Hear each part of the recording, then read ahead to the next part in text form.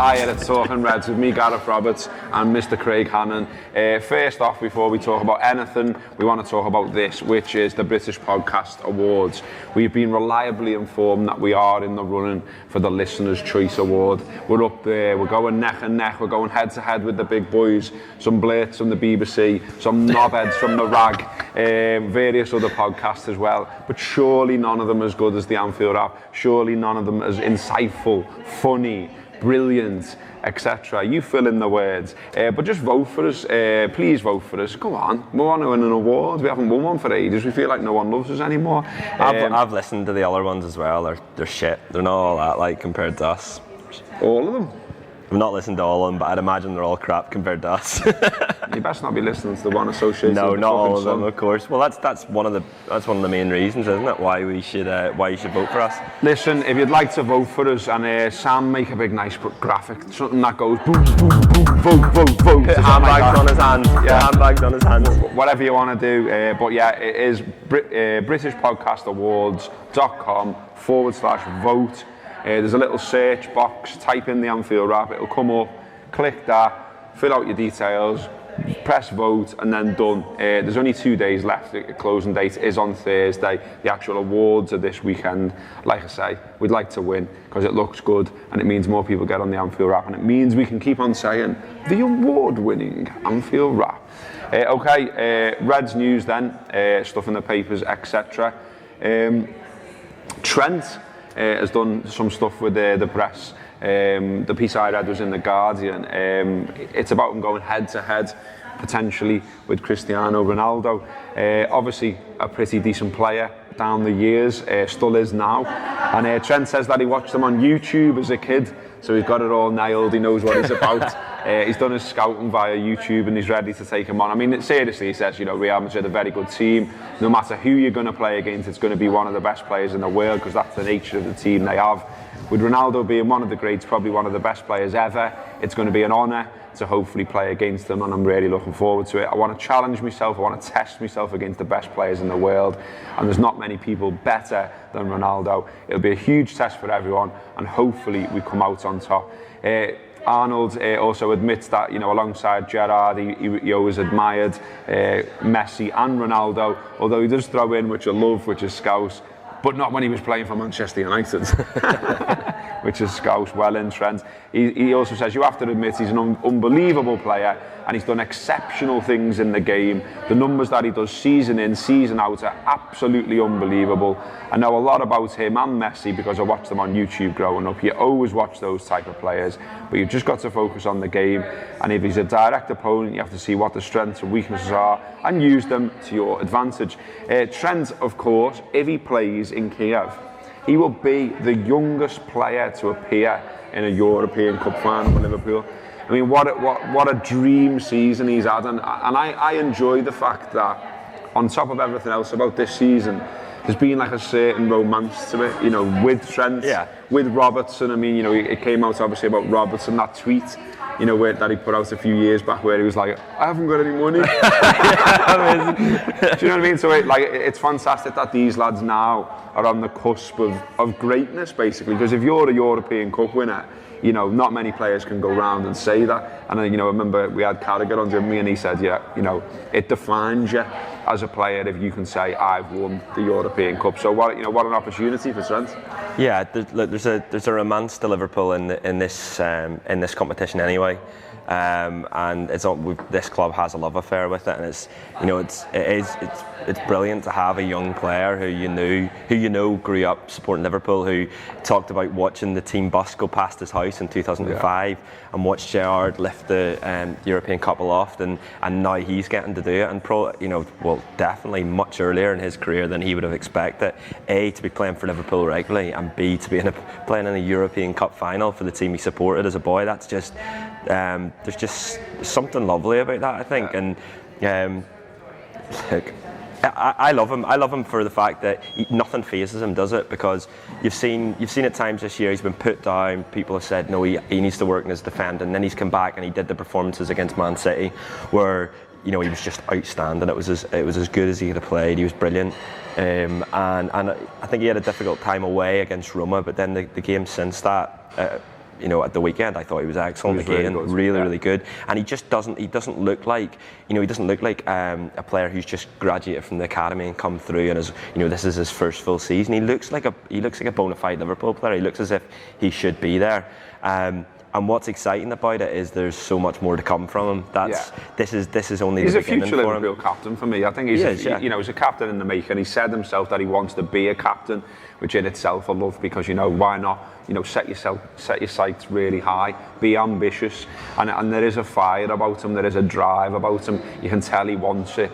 He's not rocking around the place going, "Oh, I've made it now." He's like, I want to push on. I want to be the best. I want to play for England. I want to win European Cups.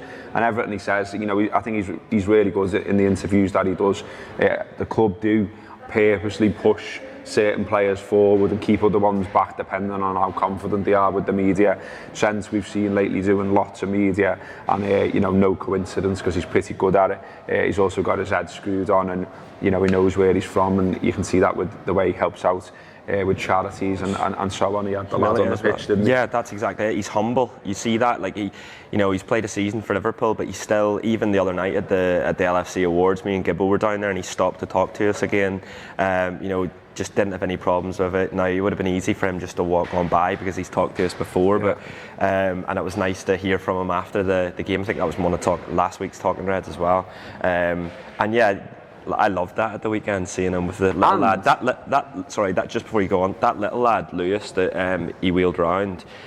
He actually talked about him in our podcast. I remember him saying and calling him his best mate, which I thought was like really, really nice. So that just goes to show the kind of person he is. And we've talked at length about the things he does within the city for the likes of an hour for others, but it's about the things he's doing on the pitch as well at the minute. And he's going to play in a European Cup final for Liverpool.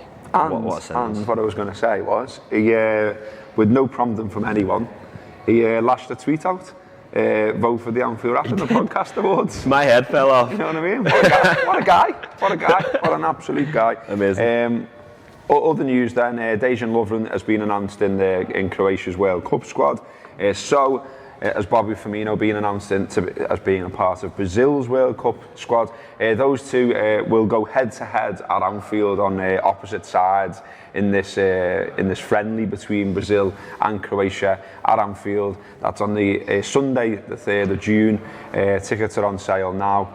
Adults £30 to £55, over 65s £23 to £41, young adults age 17 to 21, £15 to £28, and juniors age 16 and under, tickets, you can get a ticket for a tenner. It's good, that one. I like that. So that's decent. Could be a decent game, and be interesting to see, two teammates going head to head there as well in the run up to a World Cup. Less good news is that Chamberlain has been confirmed as likely being out until at least November after his surgery, and perhaps maybe not unconnected to that news. We know we've got Keita coming in. We know we've likely got Emre Can going out. So you kind of feel like we need some numbers now for the squad. You still yet to see Coutinho get replaced as well. With that in mind, lots of transfer gossip is now starting to ramp up. Yesterday, a gutter was recorded, which, if you don't know by now, is Rob Gutman, who absolutely loves a transfer, absolutely loves gossip, lives for it.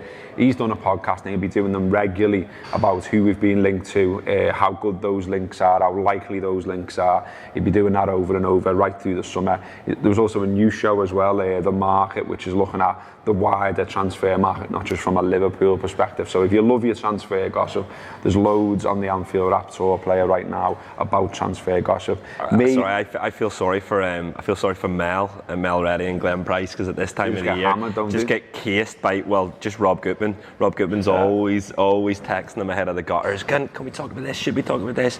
Usually gets nothing, and fair enough. But so I'm sure they'll be excited for this time of the year coming up with all the Rob messages. Well, one we've been linked to today in the Daily Mirror is Manuel Lanzini at West Ham. He's 25, 3 Argentina caps, potential Coutinho replacement, I guess, in terms of his position on the pitch. Scored 5 goals and made 6 assists last season for West Ham, who did avoid relegation under David Moyes, but don't really seem to be going places in general. And you would think if Liverpool came knocking, he'd potentially be interested. And I don't watch loads of West Ham. I'm going to be perfectly honest with you, but what I've seen of him, I quite liked him. Yeah, I'm not sure he's the kind of signing that we're all going to sign about and getting excited about, but we do need bodies. Yeah, we definitely do need some bodies. I think my thing is, I think Jurgen Klopp's going to be after goals from midfield this year. I know Keita last year scored more than he did this year, but I think we're going to need more goals from midfield. And I think Lanzini's goals, I think he scored maybe 1 and 4, or I think it's just under 1 and 5, which isn't great. I don't think. In his career, yeah, and through this season as well. So 5 goals this season. I'm not sure. I'm just not sure. I haven't watched enough of him. I can't remember which game it was. I think it was maybe at home in his first season for West Ham. He did impress. Looked really good. He's had a really weird career as well. I had a look whenever I saw that he was linked. He played for River Plate, then went on loan to Fluminense in Brazil, and then madly ended up in the United Arab Emirates playing for, I can't remember who the team was. And then he's come over here, and West Ham have sort of plucked him from nowhere. But I think he maybe needs one more season before he gets a move to a team like us. I think we're progressing at a rate now where we should be shopping, in the higher echelons of Europe in terms of midfielders. I'd imagine someone like Lanzini's on the list, but whether he's near the top of that, I don't know. We've been linked with players like Fekir and Jorginho and all of those kind of players. And I think if they're available, we'll be going for them before we go for Lanzini. And obviously we've got Keita coming in, which is amazing because it's exciting to have a genuine world-class footballer. I said it, and the minute I said it, I was like, fuck's sake. Someone of real class and one of the best players in the Bundesliga, and that's exciting to really have that lined up. But I think someone like Lanzini, I think if we go for him, it'll be near the end of the transfer window, because I'd imagine there's players above him in the list. Yeah, I think the problem is really that although Liverpool are headed in the right direction, there's a good story around Liverpool now, which we've talked about before. I guess the problem is that you can't just go and buy 5, 6, 7, 8, 9 absolute belters and expect to keep them all happy. Is the problem, isn't it? Because any potential transfer, the player and his agent and his family and his friends and all that sort of thing, we're looking at it going, but are you going to play regularly for them? Do you know what I mean? And maybe with the Lanzini, maybe he's happy to come knowing he's around the periphery and he'll get in and he'll be out again. Whereas, I don't know, if you're buying every single player is absolutely top class, I kind of feel like they'll want to know that they're going straight into the team. I mean, you look at Van Dijk, obviously we were not privy to the conversations he had with Liverpool, but you're guessing that Klopp was saying to him when he was on the roller coaster at Blackpool with him, he was saying, but you're guessing that he's saying to him, you are starting week in, week out, you are the main man, you're a potential captain for me, you're the man I want, you're the man I'm going to build my side around. Whereas it's different conversations with different players. You're always going to have players that are around the edge, that are, filling your bench, that are getting a go in the cup competitions, that sort of thing. So I kind of think, I understand why everyone wants every player to be an absolute belter, but I kind of think sometimes they're not going to all be, absolute A+. I think I think you're right. I think in midfield, especially though, I think that's an easier sell, because A, we're playing with 3 in there. And B, we don't have a lot of quality in terms of Emre Can's going. We didn't replace Coutinho. Alex Oxlade-Chamberlain's out until you can write him off for the first half of the season at least. So I think it's an easier seller. You've got a James Milner, Henderson, Lallana. You see, the thing is, someone like Lanzini, Lallana's like 30 now, isn't he? And Milner's going to be 33 next year. And, so there's a couple there where there's little doubts about them now. I guess across the team, there's cases across the team for me, in terms of improving the side. So, Sturridge is going to go. So all of a sudden we're looking quite light up front. There's maybe a little bit of a question mark around Ings. Moreno, is he going to be happy just sort of kicking around being second choice at left back? Maybe not. Maybe this is the summer that he moves on. So then all of a sudden you're wanting another left back in. I think in terms of the front 3, we're going to need some cover there. But I think that's the most difficult thing for Jurgen Klopp. That's a bit of a conundrum really, because what is yourself? Come in and you're unless you're buying an absolute superstar, and again that's very, very difficult to actually do, but it'd be difficult to try and sell to players. Look, it's one of the best front 3s in Europe here, and you can come in and work your way into the team. I think that's where you might see a younger player that he brings in and tries to shape and mould. Maybe not just Solanke, maybe someone that's got a little bit more experience than him. Lanzini, though, one thing I would say on Lanzini is he is the kind of player that Klopp brings in and takes to this level from this level. That's what I was thinking. He seems to have the attributes, and I think one thing that I've learned from the past couple of transfer windows is that I can be complaining at the end of it saying we haven't signed enough or I'm not happy with who we signed, but pretty much every time Jurgen Klopp's been right on what he's done, he's got a good track record. And so whatever he does this summer, I won't be sat in the gutter saying, I can't believe you signed him. I don't understand why you signed him, because his track record is just proven that he can continually prove fans wrong. He can continually say, well, I'll take this player, and I know he's got what I need in this team. And Andy Robertson, case in point there, the biggest case in point. Mo Salah to a certain extent. So I think that's the exciting thing for being a Liverpool fan this year, is that no matter who we bring in, you've got the confidence that the manager that's bringing him in knows A, why he's bringing him in, and B, knows that he can work with him and propel him to new heights. Yeah, absolutely. He's earned our respect, as the team behind him, if you like, who are identifying the targets and getting them over the line. They've had plenty of criticism down the years, but lately under Jurgen Klopp at least, they seem to have a decent hit rate, so fair play to them. Let's hope that continues. A few of the shows then that are going to be out, the review will be out there, which we've explained before. It's just looking back at that Brighton game in depth, looking at the tactics, the selections, what the managers did from a coach's point of view. We have a coach on there, Sean Rodgers, who's passed his badges and all that sort of stuff, and can offer a little bit of an insight. It's one of the most popular shows on the Anfield app. There's also the coach home, where we speak to some fans of other teams that may well be around the playoffs, I'm not sure. But yeah, we'll be back in a minute. We're going to have a look at today's newspapers. Okay, in the newspapers then, Fulham were in the playoffs last night. They beat Derby and they're through to the final. The other playoff will be tonight, and then we'll find out very soon who else is coming into the Premier League. I'd quite like it to be Fulham. I think a lot of fans would like it to be Fulham, because it's a nice away, a nice trip, a nice ground, and normally 3 points for the Reds, let's be honest. So I think a lot of people sort of pin on it being Fulham.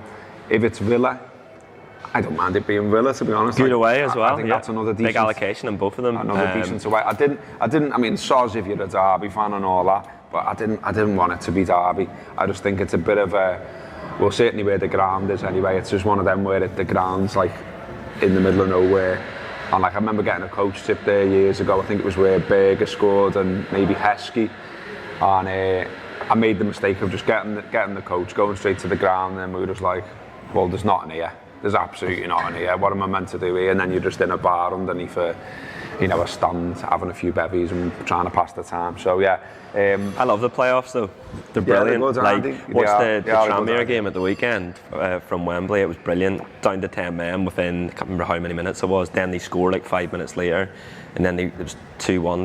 They hung on. But there's something really exciting about the playoffs. That I'd far rather watch a playoff match than watch the FA Cup final or something like that, where it's just teams that I like watching. And that Fulham team as well. They look really exciting. Is what I would say. It was a good match last night as well. It was a good match, yeah. It was a good game. There was some decent fouls going on as well. There was a lovely, I can't remember the Derby player who did it, but there was one where he's bursting through and he just does a great take the yellow foul. Do you know what I mean? Yeah. It's like no attempt to go anywhere near the ball, just completely took his legs away from him, and it was just like, I'm taking the yellow, he's through there, and I was like, who is the other one? Villa. I'm glad that hasn't gone from the game.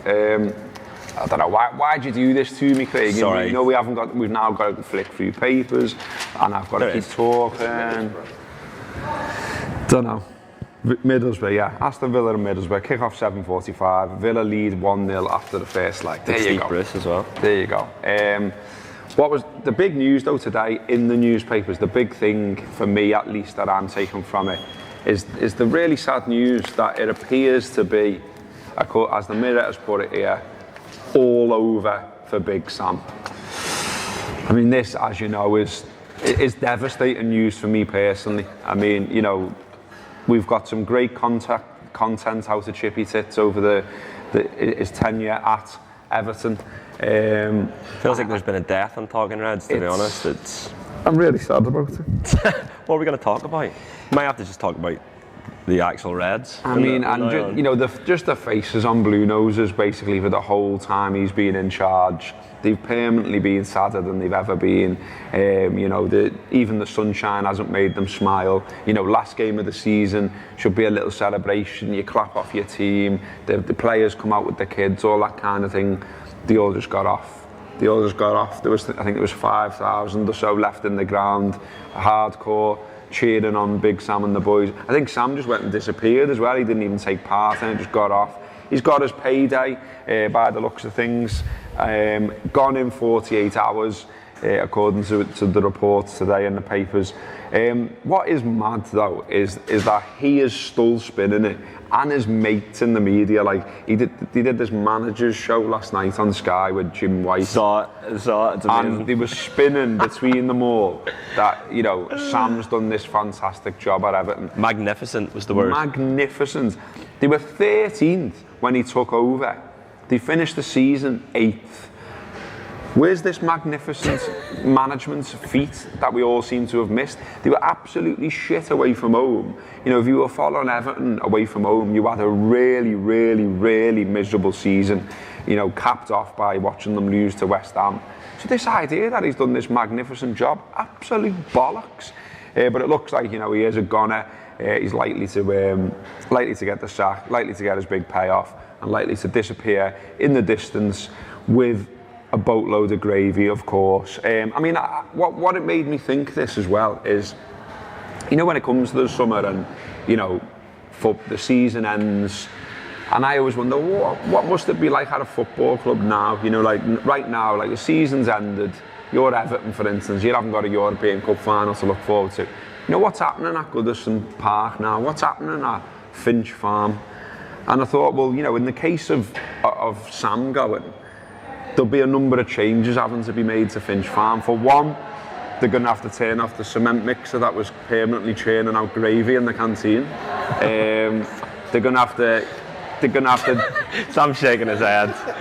They're going to have to cut off the pipe that went direct from the canteen to Sam's office. Remember, this is the last one he can do this, pretty much. This is the last time I can do it, really. I don't know, I might drag it out for days on end. I mean, you know, when he actually gets the sack, I can do it again. I know, but you know what I mean? They're going to have to cancel the daily delivery of sausages from the chippy.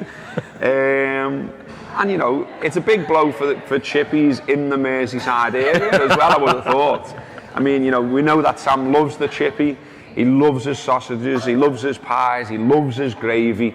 You know, this is a big blow to the chippies of Merseyside. So spare a thought for them as well. You know what I mean? I'm really hungry as well now. Should we go to the chippy? Yeah, should we go to the chippy? I think, Marco Silva doesn't feel like he's going to be half as fun, does he really? No, I might like him. Actually be quite good. Yeah, I quite like him. I think if you're an Everton fan, though, it's not just the manager I'd be looking at, it's the whole team. Like, you think about the recruitment last summer was diabolical. Maybe Sigurdsson was the only one that I can think of. They're going to bin him, aren't they? They're going to bin Walsh as well. Yeah, sending Lookman out on loan, and he's like, boss. He looks brilliant for Leipzig. So throughout the whole team, you'd be looking at, you know, throughout the whole backroom staff, I'd be asking questions of it. But Marco Silva just doesn't feel half as fun, which is devastating. A couple of final things. A fan from New York just popped in the office earlier. Jake got his presents. Cups from Carragher's. Carragher's bar in New York. We've been there a couple of times. Great set of lads there. Get in there if you're over in New York. Great place to watch footy, sport. Do nice food. They have some nice ales on the go as well. So yeah, nice one. I'm made up that I've got a new cup. I love a new cup. And I was struggling lately for a new cup. I don't know what's happened to me Buffalo Bills one. I haven't seen it for weeks. I reckon someone smashed it, you know, and they're not telling me. Why are you asking about your Buffalo Bills one? What about the Jim McDonald one? Yeah, I've not seen the Jim McDonald one for a while. I think someone's nicked it. I think they've had a look at it and thought that's a good mug. That something's going on. If you want to send me more mugs, please do.